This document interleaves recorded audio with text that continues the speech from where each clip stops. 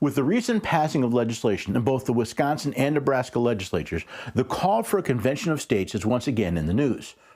This has brought up a lot of comments and more than a few questions. So what is this convention of states? What can happen if one is called? And most important, is it constitutional? Join me as we take a dive into the Convention of States and see if we can get answers to these three questions. Next on the Constitution Study. There's one thing you have to know wherever you make your stand. Came from a long through line of everyday Americans. Hello there, everyday Americans, and welcome to the Constitution Study, where we read, we study the Constitution. We teach a rising generation to be free. I'm glad you could join me. I am thankful for every one of you that supports the work that I'm doing, whether it's financially or by spreading the word of liberty and freedom that comes from the Constitution, that's protected by the Constitution. Now, you can find out more by going to constitutionstudy.com, check the calendar, see where I'm speaking. Hey, invite me to come speak to one of your groups or one of your events. Maybe you'll take this article or one of the others and share it with friends, family, and neighbors. I'll talk a bit more about that at the end of the episode, but for now, let's talk about this Convention of States. Article 5 of the Constitution provides two methods for proposing amendments to the Constitution of the United States. One is by Congress, and one is by the states. Now, Congress can propose amendments by passing a resolution with a two-thirds majority in each house. To date, no amendment to the Constitution has been proposed by the states. However, there are those who wish to change that. From Article 5, or on application of the legislature of two-thirds of the several states, shall call a convention for proposing amendments. When two-thirds of the state legislatures ask for it, Congress shall call a convention for proposing amendments.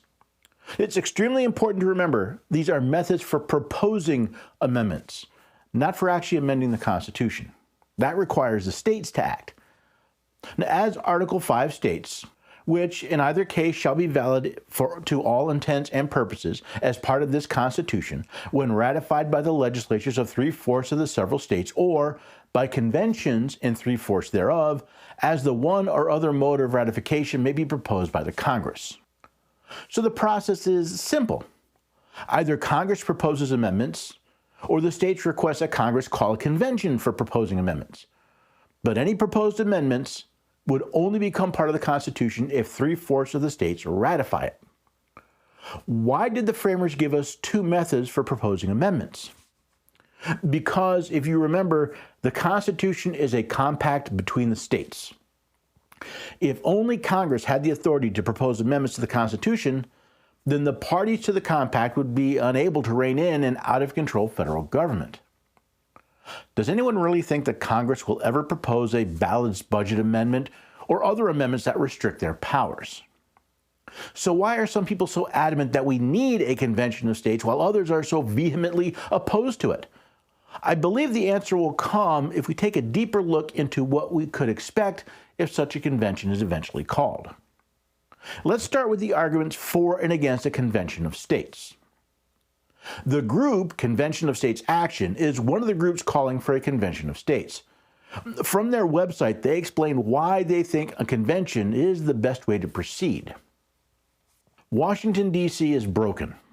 The federal government is spending this country into the ground, seizing power from the states and taking liberty from the people. It's time American citizens took a stand and made a legitimate effort to curb the power and jurisdiction of the federal government. The founders gave us a tool to fix Washington, D.C. We must use it before it is too late. I think most of us would agree that Washington, D.C. is broken, that they spend too much money, and they have been seizing power from the states and from the people. However, the questions we should be asking are if a convention of states is the only tool the founders gave us, and would it be the best solution? The only purpose for calling a convention would be to consider ideas for amendments to the Constitution.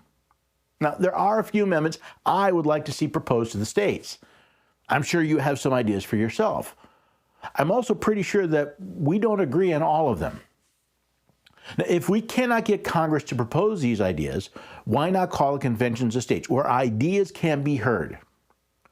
The John Birch Society is adamantly against a convention of states, or CON as they call it. They explain their position this way. The preceding Annapolis Convention of 1786 issued a call for a convention with delegates from all 13 states to devise changes to the then government Articles of Confederation, the first Constitution of the United States prior to the current Constitution.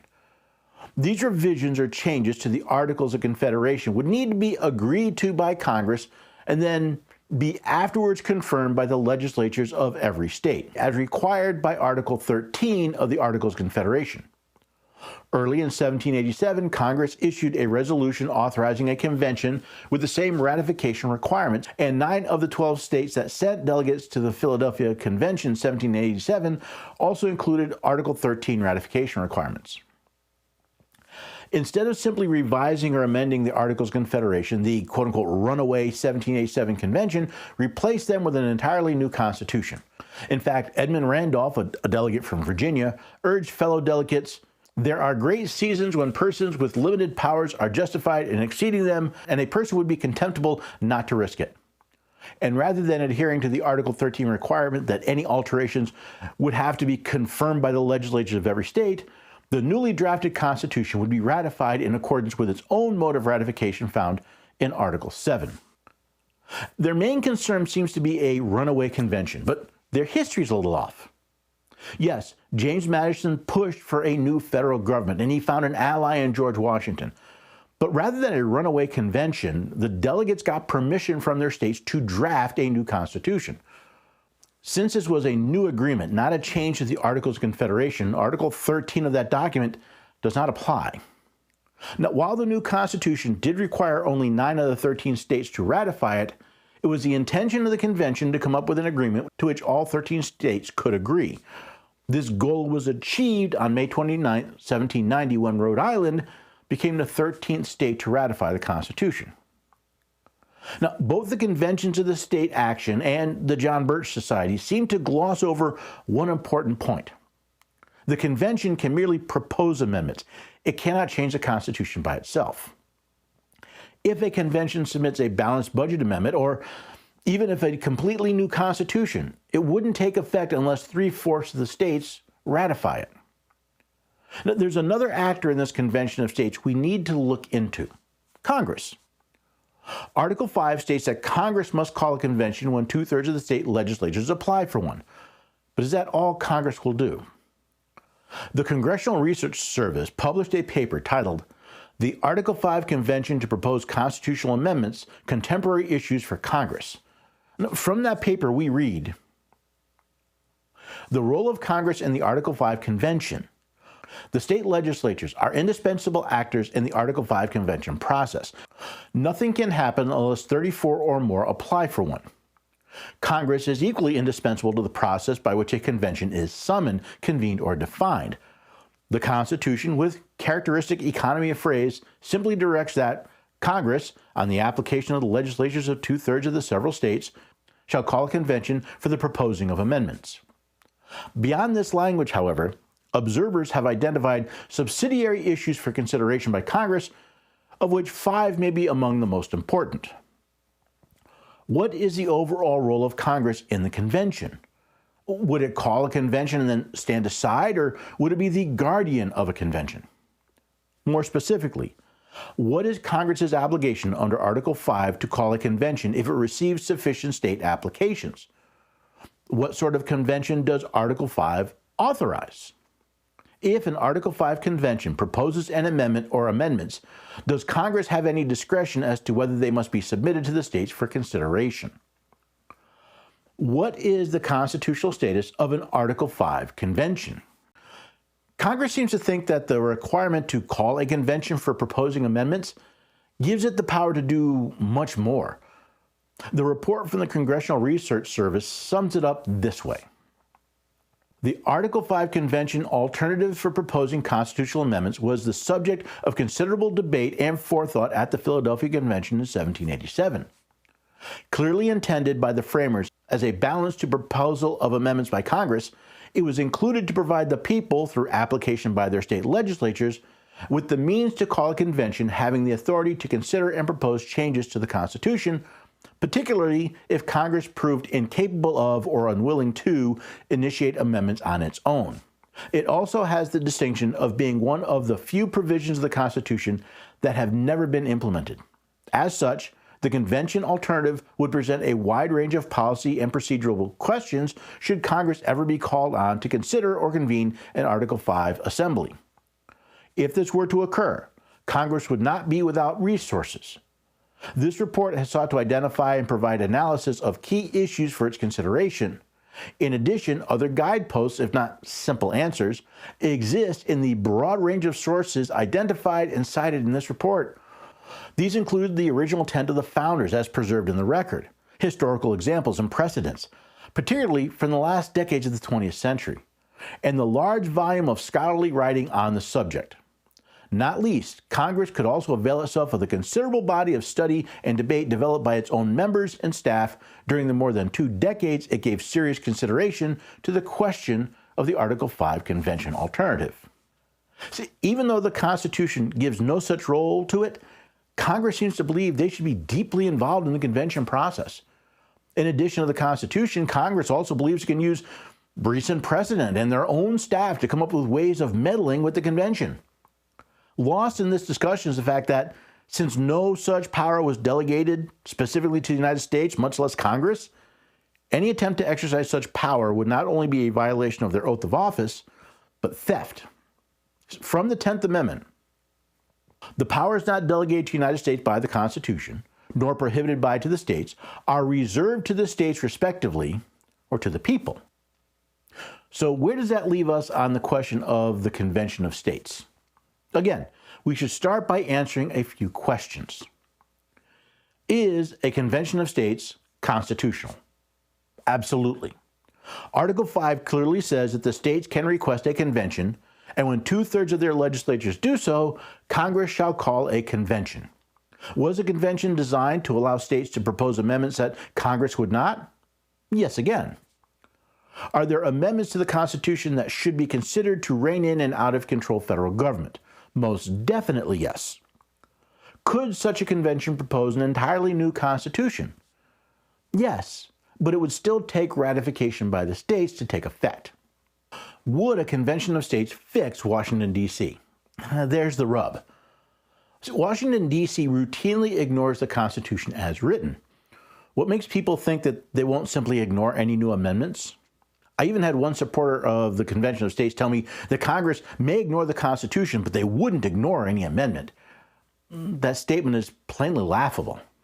All 3 branches of the government in Washington, D.C. routinely violate most, if not all, of the amendments to the Constitution. And if the report from the Congressional Research Service is any guide, Congress will ignore the Constitution as soon as a convention is called. So if a convention of states is not a solution, is all lost? No. Most of the problems we find in Washington, D.C. is not a fault in the Constitution, but in our unwillingness to enforce it. Many of the amendments the Convention of States Action calls for are already covered by the existing Constitution. Requirement that members of Congress to live under the same laws they pass comes under the 10th Amendment. To impose limits on federal spending and or taxation, that's Article 1, Section 8, Clause 1.